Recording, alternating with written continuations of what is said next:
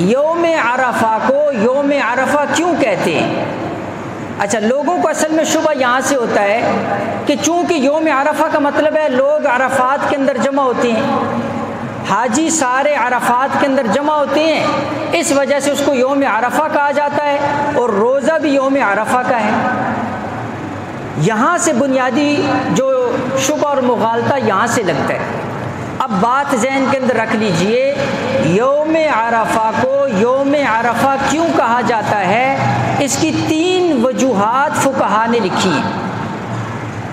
پہلی وجہ تو یہی ہے جو سب لوگ جانتے ہیں کہ عرفات کے میدان کے اندر سارے حاجی وہاں پر جمع ہوتے ہیں، 9 ذی الحج کو وہاں پر جمع ہوتے ہیں عرفات کے میدان کے اندر، اس وجہ سے اس کو یوم العرفہ کہا جاتا ہے۔ یہ ایک وجہ ہے۔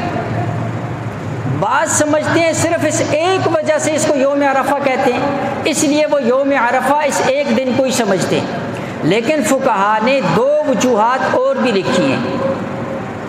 دوسری وجہ فقہا نے یہ لکھی ہے کہ جب حج کے احکامات آئے تو اللہ رب العزت نے جبرائیل علیہ السلام کو بھیجا حضرت ابراہیم علیہ السلام کو حج کے مناسک اعمال سکھانے کے لیے کہ حج اس ترتیب سے ہوگا اور حج کے یہ اعمال ہوں گے، اس کو مناسک حج کہتے ہیں۔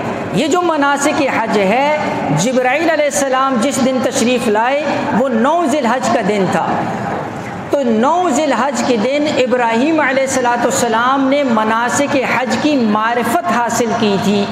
اس معرفت کی بنیاد پر اس دن کو یوم عرفہ کہا جاتا ہے۔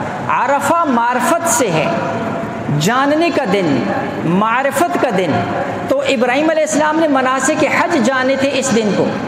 ایک وجہ فقہا نے یہ لکھی ہے اس دن کے یوم عرفہ کہنے کی۔ دوسری بلکہ تیسری وجہ جو علماء نے لکھی ہے وہ یہ ہے کہ ابراہیم علیہ السلام نے خواب کے اندر دیکھا اپنے بیٹے کو ذبح کر رہے ہیں۔ یہ خواب ان کو آیا 8 ذی الحج کو۔ جب 8 ذی الحج کی رات یہ خواب آیا تو اگلے دن حضرت ابراہیم علیہ السلام سوچ و فکر کے اندر رہے کہ آیا یہ خواب جو ہے اس کی کیا حقیقت ہے اور اس کی کیا تعبیر ہے۔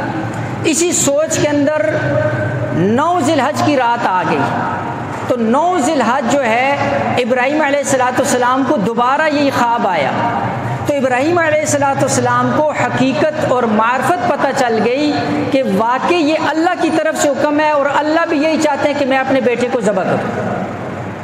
تو یہ جو دوبارہ خواب آیا اور ابراہیم علیہ السلام کو جو حقیقت کی معرفت حاصل ہوئی یہ 9 ذی الحج کو تھی، اس وجہ سے اس دن کو یوم عرفہ کہا جاتا ہے۔